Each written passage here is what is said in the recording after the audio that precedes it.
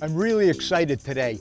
I'm fishing with Captain Ben Wolfe with Sportfish Michigan, and we're at the mouth of the Platte River, the world-renowned Platte River, and we'll explain what that means shortly. And we're fishing for Coho salmon. And this has been an exciting trip planned for me. I've never done anything like this. I've talked to Ben a number of times, and he says, hey, there's a lot of ways these people are catching fish, and naturally you got people trolling, you got fly fishermen all over the place like the guy in front of us, you got bottom fishermen, and you guys kind of got onto a bite that's a little bit different, and man, it's a lot more fun. That was what was exciting to me. We're going to be doing deep water jigging. Tell us a little bit about why these fish are here as I idle by all these people. Sure. Well, we're coming out of the mouth of the Platte River, and this is the birthplace of the entire multi-billion-dollar Great Lakes salmon industry. Look at that. So, look at him. Look at him. Look at him. All I mean, over the place. we have salmon in the river, we have salmon out in the lake. It's just a special place to be. You know, the Michigan DNR back in the mid-1960s planted coho salmon here right on this very river, and we're out here trying to enjoy the fishery that has then been the result of that stocking initially.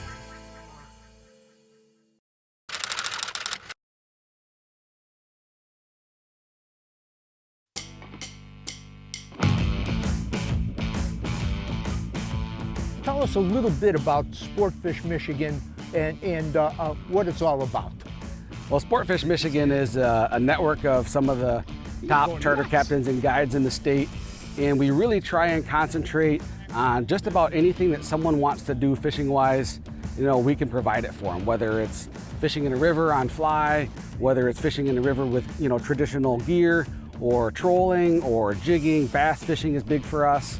Walleye fishing is also big for us, you know, so really almost anything someone wants to do fishing-wise, we have someone around the state that is, you know, a qualified captain or a guide and really knows their thing, and is able to have a great time with customers. Okay, Ben, it's my understanding this whole area here, we're going to look for fish, and as soon as we get down, I'm going to go up, drop the trolling motor. You're going to kind of move through here. You see a pot of fish here. Here, I immediately hit spot lock. We drop down and we set the hook. That's exactly it. Kind of. Okay, let's go. One of the most incredible tools I've fished with in many years, the Ultrex. Okay, we got some fish right here, Al. Nice school right here. All right, so we've got that fish dropping down here. You can see the up and down, that's the jig. We've got another coho there, another coho sweeping down. So I'm hoping that we're gonna get bit real quickly here.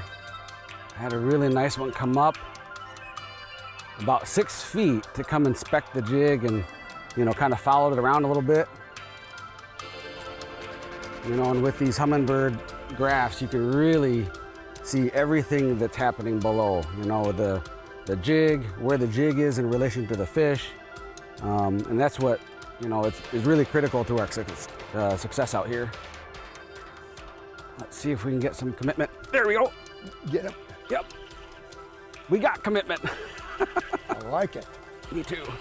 Just coming hard, wasn't she? He's gonna jump.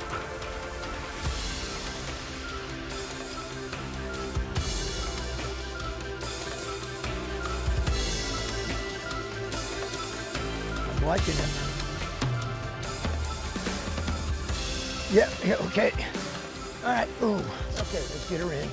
And, whoa. You can, when that happens, they pull just slightly different, don't they? They do. They do. All right, here you go, bro.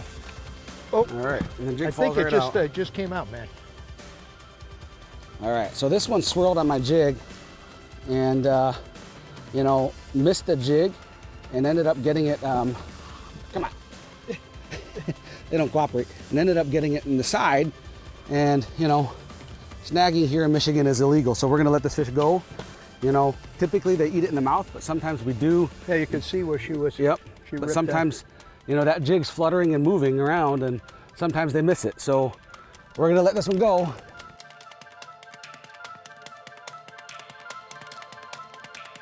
When you're dealing with that reaction bite like this, that happens with a jig and wrap on walleyes a lot. Yeah, you know, they'll swing at the bait, you know, it's so fast, and you'll hook them like in a corner of the face, underneath the gill. You just happen to jig and jog when they go the other way. But that's the nature of that reaction bite. And then the amazing thing is some days, everything is down the throat. Isn't that amazing? And that kind of bite, how that happens? So Al, these jigs are fluttering all around, they're falling erratically, and these fish are trying to pinpoint how to eat it. And it's an aggression bite, it's a reaction strike, and it's tough to sometimes peg a moving target. It really is. Well, I pulled through some of them higher fish. I'm going to go back down again. He went to bite. That fish went to bite. Yep, like that one. Oh, finally. There was too many fish there. There was too many fish there. I see a flash.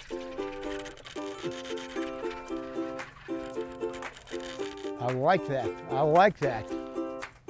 Okay. All right, coming up. Hang on. Okay. There we go. All right, get this unhooked here. All righty. Ooh, there's a really nice school down there. I'm gonna try and get another one. We have, the DNR is estimating right now that we may see a run close to 40,000 coho salmon running up that one Platte River, which is just a staggering number. We've already got 20,000 that have been accounted for in the river, and so statistically, we may have as many as another 20,000 out here to fish for. Is that a better run than normal? It sounds like an awful lot of fish to me. Why would they have put that many fish in there?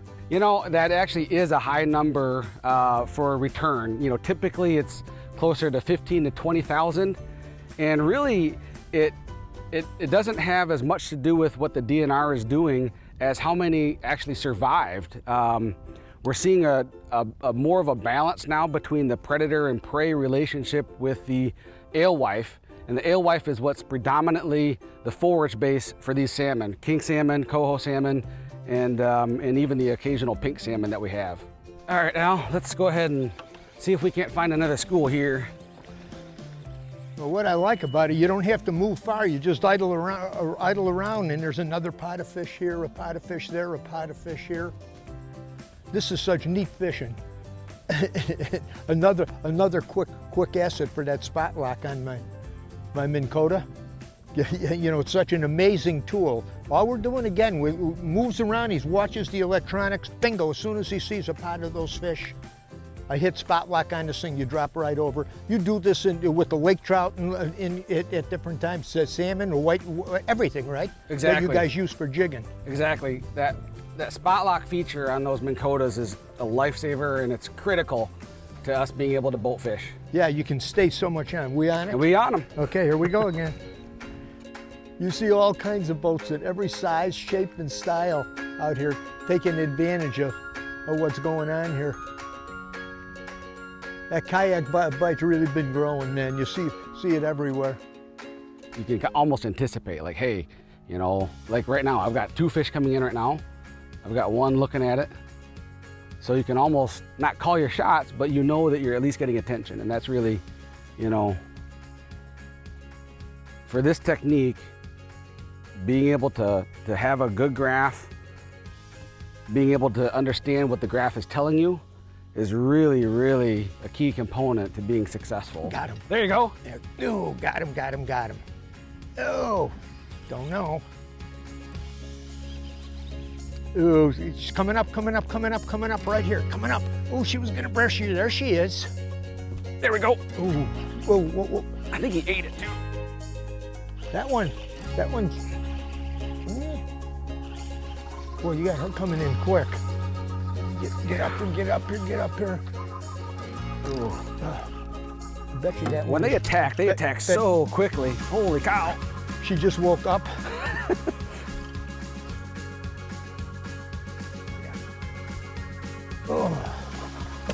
Oh, yeah. Nice. Be cooked, Ben. There you go. Woo. There you go, bro. Thank you.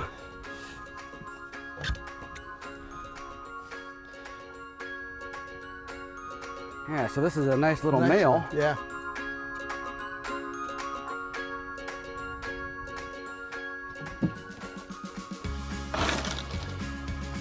I always like to bleed out fish, and I cut the gills to do that, and it's just a much better fillet.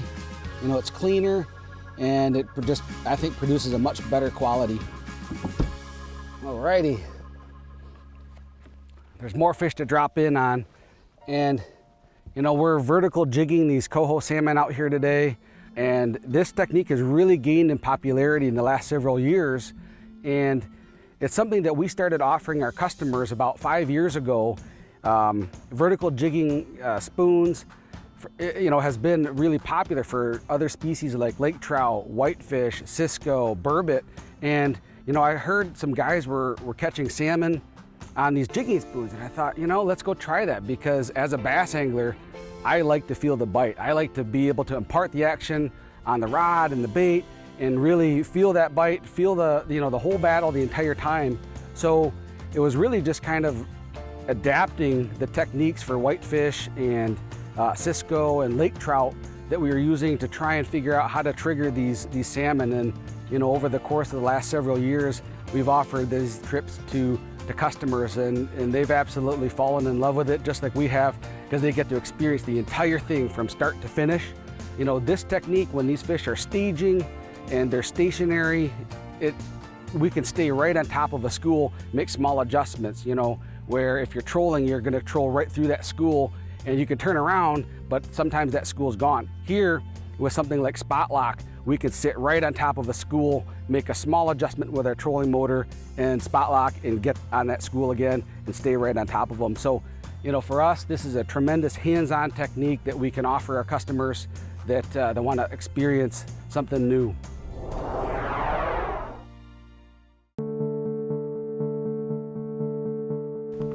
One drop. Whoa. I just changed colors. Did you really? And, you know, on a slower bite, sometimes you just don't know what they want. And I changed colors. Whoa. Yeah, he's hooked right. He's hooked right in the face. She's right where you want her. She's kind of a crazy one. I like that. It is amazing. It's amazing how crazy these fish get. Yeah. I mean, when you stick them, they just get, I mean, crazy. You're gonna jump again? It is so much fun.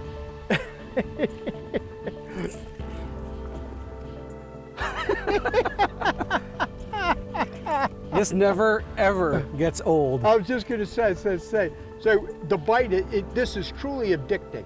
It is absolutely addicting. All right, come here. There. Oh. There. Whew. There you go. That was the first drop on that color change. Unbelievable. There you go. Right in the corner of the mouth. For this deep water jigging technique, you need a bait that drops like a rock. The Rapala flat jig is designed for this type of fishing. And when it comes to spoons, they need to be fairly heavy. We're using 2-ounce jigging spoons. And one important thing, they gotta glow. You know, I gotta ask you a question. You know, I hear and go into the bait shops here and I look at the trout and salmon fishery, and there's a zillion colors, probably more than there is in plastic worms for bass. Obviously, these fish must be somewhat color conscious at different. Talk to me about color. What's your belief on color, and what do you see? You've been on here for many years. Well, I do believe that there is a very distinct color preference that these fish have. You know, with the clear water that we have here in Lake Michigan and Platte Bay, these fish can see extremely well. And you know, cohos really seem to like when they're staging. We use chartreuse and white a lot. When these fish move shallow, just adjacent to the river mouth, they almost entirely switch to black. And black is just, I don't know what it is about it, but black is really a day in, day out, the go-to for just about every angler. And you know, you go to those bait shops and you'll see just lots and lots of those black you know, lures for those fish that are about to run the river. You know, probably one of the most important parts of of this system of fishing, as I understand it, is the line. This is Suffolk's 832 braid, 30-pound test, and I've got fluorocarbon on it, and I guess Ben said anything like from 14 to 20 pound. I got Suffolk's fluoro again on here. That's all you need for leader material. And then the rods will vary. We're fishing bait casting. He likes bait casting. Most of his guys do. It's a pretty simple way of fishing. I got a Tatula, Daiwa Tatula. This is my bread and butter reel for everything. I use it for bass fishing. Most conditions I fish with a Tatula. And then I've got a St. Croix Legend Tournament Series. It's a 7-1 medium heavy. Yeah, you know, and it's a little heavier, but that's all I had that was right for this. I could have a little softer rod, but I didn't bring one. But that's what I'm using here, and it's working sufficiently. Oh, got him. There you go. Uh-huh. Love it.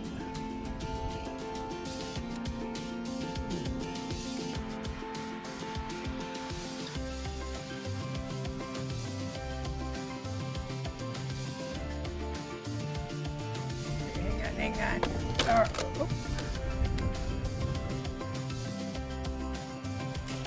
Oh, it just came off. Just popped out, yeah. It just came off. Huh? Nice fish. Beautiful. They're all running really nice size. So Ben told me about this bite, and he says you got to come up and try it. Yeah, you know, and I got to thinking a little bit. I says he's in some of the best smallmouth fishing in the world is in his backyard. So I brought some smallmouth stuff. But we went out the first day and we started doing the Coho jigging bite. It's addicting. That's all I can think. It's addicting. It is so much fun, and this is something that you need to try. You're looking for a bit of an adventure, something different from your daily routine of bass fishing or walleye fishing or crappie fishing or anything. You got to come up here and take a look at this. You like to explore and have an adventuresome spirit, give Ben a call. They got guides on here that know how to catch these fish, and this particular bite, jigging, I really liked it. And I know I'd get into the lake trout, which would be fun. You got the whitefish, you got everything else. So I just want to say thanks, but all the bass stuff never came out.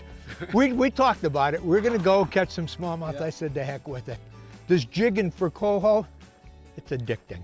That's all I can say, bro. It's addicting. And I'll be back on a lake trout bite next year, which is what, a little bit earlier than this? You know, it starts in May really well and goes all the way through the season closure at the end of September. So, wow. And it just gets better and better as the summer goes on. It's phenomenal. I like the word phenomenal. See you on the water. Hey, for more info on all Michigan has to offer, check out Sportfish Michigan. They'll set you up big time.